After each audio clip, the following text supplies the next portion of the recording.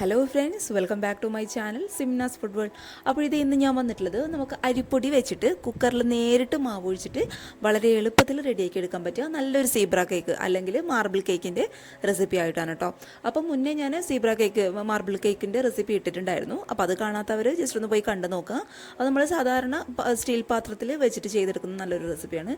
പക്ഷേ ഇത് നമ്മൾ കുക്കറിൽ നേരിട്ടിട്ട് മാവ് ഒഴിച്ച് അരിപ്പൊടി വെച്ചിട്ട് ചെയ്തെടുക്കുന്ന റെസിപ്പിയാണ് കേട്ടോ. അപ്പോൾ രണ്ടും ഒന്ന് കണ്ടു നോക്കിയിട്ട് ട്രൈ ചെയ്ത് നോക്കുക. അതുപോലെ ചാനലിലെ വീഡിയോസൊക്കെ ആദ്യമായിട്ട് ആരെങ്കിലും കാണുകയാണെന്നുണ്ടെങ്കിൽ ഒന്ന് സബ്സ്ക്രൈബ് ചെയ്ത് സപ്പോർട്ട് ചെയ്യണേ. അപ്പോൾ നല്ല സോഫ്റ്റ് ആയിട്ടുള്ള കേക്കാണ്. അപ്പോൾ നമുക്ക് പെട്ടെന്ന് തന്നെ ഈ ഒരു കേക്കിൻ്റെ റെസിപ്പി എങ്ങനെ തയ്യാറാക്കും നോക്കാം. അപ്പോൾ ഈ ഒരു കേക്ക് റെഡിയാക്കാൻ വേണ്ടിയിട്ട് ഇതേ നമ്മൾ വീടുകളിലൊക്കെ സാധാരണയായിട്ട് ഉപയോഗിക്കുന്ന ഇങ്ങനെയുള്ളൊരു ഗ്ലാസ്സിൽ 3/4 ഗ്ലാസ് നിറയെ അരിപ്പൊടിയാണ് കേട്ടോ ഞാൻ എടുത്തിട്ടുള്ളത്. അതിപ്പോൾ വറുത്ത പൊടിയാണ്, അല്ലാന്നുണ്ടെങ്കിൽ വറുക്കാത്ത പൊടിയാണ്, എന്തായാലും കുഴപ്പമില്ല. പിന്നെ അരിപ്പൊടി എന്ന് പറയുമ്പോൾ ഒരിക്കലും നമ്മൾ പുട്ടുപൊടിയൊന്നും എടുക്കാനായിട്ട് പാടില്ല. നമ്മൾ അപ്പം, അതുപോലെ പത്തിരി, ഇടിയപ്പമൊക്കെ ചുടാനായിട്ട് ഉപയോഗിക്കുന്ന ഏറ്റവും നൈസായിട്ടുള്ള പൊടി വേണം നമ്മൾ ഈ ഒരു കേക്കിന് വേണ്ടിയിട്ട് എടുക്കാനായിട്ട്. നമ്മളിങ്ങനെ തൊട്ട് നോക്കുന്ന സമയത്ത് അതിൽ തരികളൊന്നും ഉണ്ടാകാൻ പാടില്ല, അത്രയും നൈസായിരിക്കണം കേട്ടോ പൊടി. അപ്പോൾ ഇങ്ങനെയുള്ളൊരു ഗ്ലാസ്സിൽ 3/4 ഗ്ലാസോളം പൊടി ഒരു അരിപ്പയിൽ കൂടി നമുക്കൊരു പാത്രത്തിലോട്ട് മുഴുവനായിട്ട് അങ്ങോട്ട് ഇട്ട് കൊടുക്കാം. ഇനി ഇതിലോട്ട് ഒരു 1/4 ടീസ്പൂണോളം ബേക്കിംഗ് സോഡ ഞാൻ ഇട്ട് കൊടുക്കുന്നുണ്ട്. പിന്നെ ഒരു 1/2 ടീസ്പൂണോളം ബേക്കിംഗ് പൗഡർ നമുക്കിതിലോട്ട് അങ്ങോട്ട് ചേർത്ത് കൊടുക്കാം. ഈ ഒരു കേക്കിന് ആവശ്യമായിട്ടുള്ള ഒരു നുള്ളു ഉപ്പും കൂടി ഞാൻ ഇട്ട് കൊടുക്കുന്നുണ്ട്.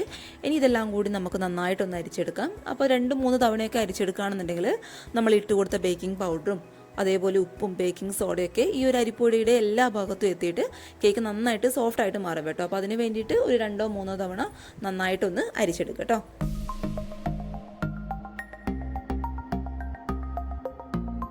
അപ്പോൾ ഇതേ പൊടികളെല്ലാം കൂടി ഒരു 2 തവണ ഞാൻ നന്നായിട്ട് അരിച്ചെടുത്തിട്ടുണ്ട്. ഇനി ഇത് നമുക്ക് ഒരു സൈഡിലോട്ട് അങ്ങോട്ട് മാറ്റി വയ്ക്കാം. ഇനി നന്നായിട്ട് ക്ലീനായിട്ട് കിടക്കുന്ന ഒരു മിക്സിയുടെ ജാറിൽ നമ്മൾ നേരത്തെ ഏത് ഗ്ലാസ്സിലാണോ അരിപ്പൊടി അളന്നെടുത്തത് അത് ഈ സെയിം ഗ്ലാസ്സിൽ ഒരു 1/2 ഗ്ലാസോളം പഞ്ചസാര നമുക്ക് ഈ ഒരു മിക്സിയുടെ ജാറിലോട്ട് അങ്ങോട്ട് ഇട്ട് കൊടുക്കാം. ഇനി ഇത് നന്നായിട്ടൊന്ന് പൊടിച്ചെടുക്കുക കേട്ടോ, എങ്കിലും നമ്മുടെ കേക്കിന് നല്ലൊരു മധുരം ഉണ്ടാവും. അപ്പോൾ ഈ ഒരു പഞ്ചസാര മുഴുവനായിട്ട് നമുക്ക് ഈ ഒരു മിക്സിയുടെ ജാറിലിട്ടിട്ട് ആദ്യം നന്നായിട്ടൊന്ന് പൊടിച്ചെടുക്കാം. ഇതേ പഞ്ചസാരയൊക്കെ മിക്സിയുടെ ജാറിലിട്ട് നന്നായിട്ട് പൊടിച്ചെടുത്തു. ഇനി നമ്മൾ ഇതിലോട്ട് ചേർത്ത് കൊടുക്കാനായിട്ട് പോകുന്നത് ഒട്ടും തണുപ്പില്ലാത്ത റൂം ടെമ്പറേച്ചറിലുള്ള ഒരു കോഴിമുട്ടയാണ്. അപ്പോൾ കോഴിമുട്ട ഇട്ടിട്ട് നമുക്ക് നന്നായിട്ടൊന്ന് അടിച്ചെടുക്കാം. നല്ലൊരു ക്രീമി ടെക്സ്ചറായിട്ട് വരും. അതുവരെയും ഈ ഒരു കോഴിമുട്ടയും പഞ്ചസാരയും ചേർത്തിട്ട് മിക്സിയുടെ ജാറിലിട്ടിട്ട് നന്നായിട്ടൊന്ന് അടിച്ചെടുക്കാം കേട്ടോ. ഇനി നമ്മൾ ഇതിലോട്ട് ചേർത്ത് കൊടുക്കാനായിട്ട് പോകുന്നത് നമ്മൾ ഏത് ഗ്ലാസ്സിലാണോ അരിപ്പൊടിയൊക്കെ അളന്നെടുത്തത് അത് ഈ സെയിം ഗ്ലാസ്സിൽ ഒരു 1/4 ഗ്ലാസോളം ഒട്ടും തണുപ്പില്ലാത്ത പാലാണ് കേട്ടോ. അതായത് കറക്റ്റ് റൂം ടെമ്പറേച്ചറിലെ പാല് തന്നെ ചേർക്കാനായിട്ട് പ്രത്യേകം ഒന്ന് ശ്രദ്ധിക്കണേ. അപ്പോൾ 1/4 ഗ്ലാസോളം പാലും കൂടി ഞാൻ ഇതിലോട്ട് ചേർത്ത് കൊടുക്കുകയാണ്.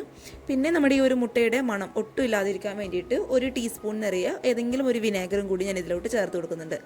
ഇനി ഇതെല്ലാം കൂടി നമുക്ക് വീണ്ടും നന്നായിട്ടൊന്ന് അടിച്ചെടുക്കാം കേട്ടോ. അപ്പോൾ എല്ലാം കൂടി അടിച്ചെടുത്ത് ഇതേ ഒരു പാത്രത്തിലോട്ട് ഞാൻ മുഴുവനായിട്ട് മാറ്റി കൊടുത്തിട്ടുണ്ട്. ഇനി ഇതിലോട്ട് നമ്മൾ ചേർത്ത് കൊടുക്കാനായിട്ട് പോകുന്നത് അത് ഈ സെയിം ഗ്ലാസ്സിൽ തന്നെ ഒരു 1/4 ഗ്ലാസോളം ഫ്ലേവർ ഇല്ലാത്ത ഏതെങ്കിലും ഒരു ഓയിൽ കേട്ടോ. ഞാനിപ്പോൾ ഇവിടെ എടുത്തിട്ടുള്ളത് സൺഫ്ലവർ ഓയിലാണ്. അപ്പോൾ വെളിച്ചെണ്ണ ഒന്നും ഉപയോഗിക്കേണ്ട, പാം ഓയിൽ അല്ലാന്നുണ്ടെങ്കിൽ ഏതെങ്കിലും ഒരു വെജിറ്റബിൾ ഓയിൽ ഉപയോഗിച്ചാലും മതി. അപ്പോൾ അതൊരു 1/4 ഗ്ലാസോളം ചേർത്ത് കൊടുത്തിട്ട് ഇങ്ങനെയുള്ള ഒരു വിസ്കോ അല്ലാന്നുണ്ടെങ്കിൽ സാധാരണ ഒരു സ്പൂണോ വെച്ചിട്ട് നന്നായിട്ടൊന്ന് മിക്സ് ചെയ്ത് കൊടുക്കുക. ഓയിൽ ചേർത്ത് കൊടുത്തതിന് ശേഷം നമ്മൾ ഒരുപാട് അങ്ങോട്ട് ഇട്ട് മിക്സ് ചെയ്യേണ്ട ആവശ്യമില്ല കേട്ടോ.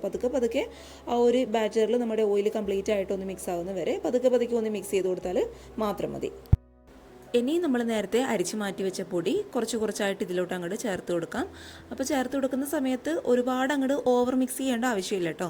ഒരുപാട് അങ്ങോട്ട് നമ്മൾ ഓവർ മിക്സ് ചെയ്തെന്ന് കഴിഞ്ഞാൽ നമ്മുടെ ആ ഒരു കേക്കിൻ്റെ സോഫ്റ്റ്നെസ് അങ്ങ് നഷ്ടപ്പെട്ടു പോകും. അപ്പോൾ അതിന് വേണ്ടിയിട്ട് കുറച്ചായിട്ട് ഇതിലോട്ട് അങ്ങോട്ട് ചേർത്ത് കൊടുത്ത് ഇതുപോലുള്ള ഒരു വിസ്ക് ഇല്ലാന്നുണ്ടെങ്കിൽ സാധാരണ ഒരു സ്പൂണോ അല്ലാന്നുണ്ടെങ്കിൽ സ്പാച്ചുലോ വെച്ചിട്ട് ജസ്റ്റ് ഒരു സൈഡിലേക്ക് മാത്രം ഒന്ന് ഫോൾഡ് ചെയ്ത് എടുക്കാം. ഒരുപാട് നമ്മളങ്ങ് ഓവർ മിക്സ് ചെയ്തെന്ന് കഴിഞ്ഞാൽ നമ്മൾ കേക്ക് ആയിക്കഴിഞ്ഞാൽ നമ്മുടെ ഈ ഒരു മുകൾ ഭാഗം ക്രാക്കൊക്കെ വീഴാനും അതുപോലെ സെൻറ്റർ ഭാഗം അങ്ങോട്ട് കുഴിഞ്ഞു പോകാനൊക്കെ ചാൻസ് ഉണ്ട്. കാരണം ഒരുപാട് പേര് എൻ്റെ അടുത്ത് കമൻറ്റ് ഇട്ടിട്ടുണ്ടായിരുന്നു, ചേച്ചി കേക്കൊക്കെ ആയിട്ടുണ്ട് പക്ഷേ കേക്കിൻ്റെ മുകൾ ഭാഗം ക്രാക്ക് വീഴുന്നു, അതേപോലെ താഴ്ന്നു പോകുന്നു, അങ്ങനെയുള്ള ഒരുപാട് കമൻറ്റ്സ് വരാറുണ്ട്. അതിന് പ്രത്യേക കാരണം ഇത് തന്നെയാണ്. നമ്മൾ നന്നായിട്ട് നല്ല സ്മൂത്ത് ആയിട്ടുള്ള ബാറ്റർ ആയിക്കോട്ടെ എന്ന് വെച്ചിട്ട് ഒരുപാട് അങ്ങോട്ട് ഓവർ മിക്സ് ചെയ്യുന്ന സമയത്ത് നമ്മുടെ ആ ഒരു കേക്കിൻ്റെ സോഫ്റ്റ്നെസ് അങ്ങ് നഷ്ടപ്പെട്ടു പോവുകയാണ് ചെയ്യുക കേട്ടോ. അപ്പോൾ അതൊന്ന് പ്രത്യേകം ഒന്ന് ശ്രദ്ധിച്ചേക്കുക.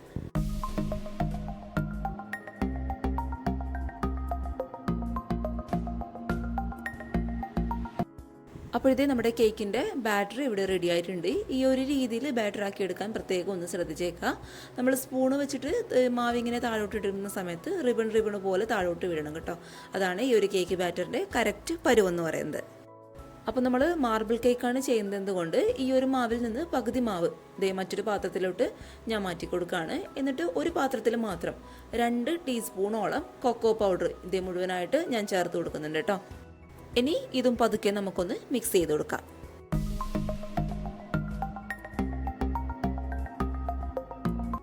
ഇനി ഇതിലോട്ട് നമ്മുടെ കേക്കിന് നല്ലൊരു ഫ്ലേവർ കൊടുക്കാൻ വേണ്ടിയിട്ട് ഒരു 1-2 ഡ്രോപ്പ് വാനില എസൻസ് അല്ലാന്നുണ്ടെങ്കിൽ പൈനാപ്പിൾ എസൻസ് ഒക്കെ നമുക്ക് ചേർത്ത് കൊടുക്കാം കേട്ടോ. അപ്പോൾ നിങ്ങൾ ചേർക്കുന്ന സമയത്ത് ഇത് ആദ്യമേ അങ്ങ് ചേർത്ത് കൊടുത്താൽ മതി. അപ്പോൾ എൻ്റെ അടുത്ത് വിട്ടുപോയ കാരണമാണ് ഈ ഒരു ടൈമിൽ ഞാൻ ചേർത്ത് കൊടുക്കുന്നത്.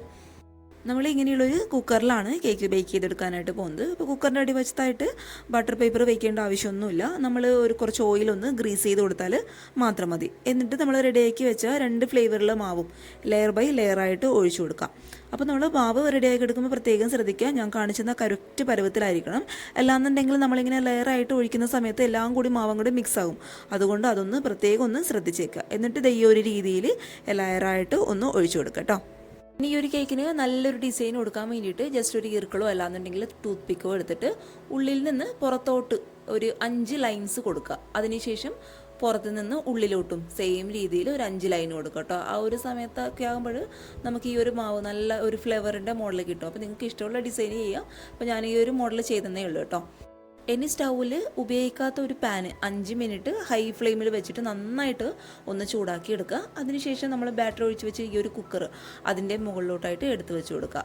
ഇനി ഈ ഒരു കുക്കറിൻ്റെ അടപ്പിടുക. അപ്പോൾ അടപ്പിടുമ്പോൾ ശ്രദ്ധിക്കുക, കുക്കറിൻ്റെ അടപ്പിൻ്റെ വാഷർ ഇടണം. അതേ സമയം വിസിലിടേണ്ട ആവശ്യമില്ല കേട്ടോ. എന്നിട്ട് ഹൈ ഫ്ലെയിമിൽ വീണ്ടും 5 മിനിറ്റ് നന്നായിട്ട് ഒന്ന് ചൂടാക്കി എടുത്തതിന് ശേഷം ഏറ്റവും ലോ ഫ്ലെയിമിൽ കറക്റ്റ് 35 മിനിറ്റ്. അപ്പോൾ അതിനിടയിൽ വെച്ചിട്ട് കുക്കറിൻ്റെ അടപ്പ് തുറന്നു നോക്കാനായിട്ട് പാടില്ല. ആ നടുഭാഗമൊക്കെ അങ്ങ് അമുങ്ങി പോകാനുള്ള ചാൻസ് ഉണ്ട്. അതുകൊണ്ട് കറക്റ്റ് ഒരു 35 മിനിറ്റ് കേട്ടോ, ഏറ്റവും ലോ ഫ്ലെയിമിൽ. അപ്പോഴത്തെ നമ്മുടെ കേക്ക് കറക്റ്റ് ആ ഒരു ടൈം കൊണ്ട് നന്നായിട്ട് ബേക്കായിട്ട് വന്നിട്ടുണ്ട്. പിന്നെ കുക്കറിൽ നിന്ന് ഒരു കേക്ക് എടുക്കുന്ന വീഡിയോ അതുപോലെ കട്ട് ചെയ്യുന്ന വീഡിയോ ഒന്നും എൻ്റെ ഫോണിൽ റെക്കോർഡ് ആയിട്ടുണ്ടായിരുന്നില്ല. അപ്പോൾ കേക്ക് അവസാനമായിട്ട് കട്ട് ചെയ്ത് എടുത്തിട്ടുള്ള ഈ ഒരു വീഡിയോ അവസാനമായിട്ട് ഞാൻ ഇട്ടിട്ടുണ്ട്. അപ്പോൾ എല്ലാവരും തയ്യാറാക്കി നോക്കുക. നല്ല സോഫ്റ്റ് ആയിട്ടുള്ള കേക്കാണ്, നല്ല ടേസ്റ്റ് ഉണ്ടായിരുന്നു കഴിക്കാൻ വേണ്ടിയിട്ട്. ആ ഒരു ചോക്ലേറ്റിൻ്റെ ഫ്ലേവറൊക്കെ വരുന്നത് കൊണ്ട് കുഞ്ഞുങ്ങൾക്കൊക്കെ തീർച്ചയായിട്ടും ഇഷ്ടപ്പെടുന്ന നല്ലൊരു കേക്കിൻ്റെ റെസിപ്പിയാണ് കേട്ടോ. അപ്പോൾ സാധാരണ നമ്മൾ കേക്ക് ചെയ്യാറ് മൈദയൊക്കെ വെച്ചിട്ടാണല്ലോ. അപ്പോൾ ഈ ഒരു അരിപ്പൊടി വെച്ചിട്ടുള്ള നല്ല സോഫ്റ്റ് ആയിട്ടുള്ള കേക്ക് കുക്കറിൽ നേരിട്ടിട്ട് മാവ് ഒഴിച്ചിട്ടുള്ള കേക്കും എല്ലാവരും ഒന്ന് തയ്യാറാക്കി നോക്കുക. തീർച്ചയായിട്ടും നിങ്ങൾക്ക് ഓരോരുത്തർക്കും ഇഷ്ടപ്പെടുന്ന നല്ലൊരു റെസിപ്പി തന്നെയാണ്. അതുപോലെ നിങ്ങൾ ട്രൈ ചെയ്തിട്ടുള്ള ഫോട്ടോസ് മറക്കാതെ എൻ്റെ ഇമെയിൽ ഐ ഡിയിൽ അയച്ചു തരും കേട്ടോ. ഇമെയിൽ ഐ ഡി ഞാൻ താഴെ ഡിസ്ക്രിപ്ഷൻ ബോക്സിൽ തീർച്ചയായിട്ടും കൊടുക്കാം. പിന്നെ ഈ ഒരു കേക്കിൻ്റെ റെസിപ്പി ഇഷ്ടപ്പെട്ടാൽ വീഡിയോ ഒന്ന് ലൈക്ക് ചെയ്തേക്കുക. അതുപോലെ ചാനലിൻ്റെ വീഡിയോസൊക്കെ ആദ്യമായിട്ട് ആരെങ്കിലും കാണുകയാണെന്നുണ്ടെങ്കിൽ സബ്സ്ക്രൈബ് ചെയ്ത് തൊട്ടടുത്തുള്ള കുഞ്ഞ് ബെല്ലൈക്കൺ കൂടി ക്ലിക്ക് ചെയ്ത് ഓൾ എന്നുള്ള ഓപ്ഷൻ കൊടുക്കുകയാണെന്നുണ്ടെങ്കിൽ ഞാൻ ഇതുപോലുള്ള നല്ല നല്ല വീഡിയോസ് ഇടുമ്പോൾ നിങ്ങൾക്ക് പെട്ടെന്ന് നോട്ടിഫിക്കേഷൻ കിട്ടും കേട്ടോ. അപ്പോൾ നാളെ ഒരു നല്ല വീഡിയോ ആയിട്ട് കാണും വരെ thank you for watching Simnas food world. By.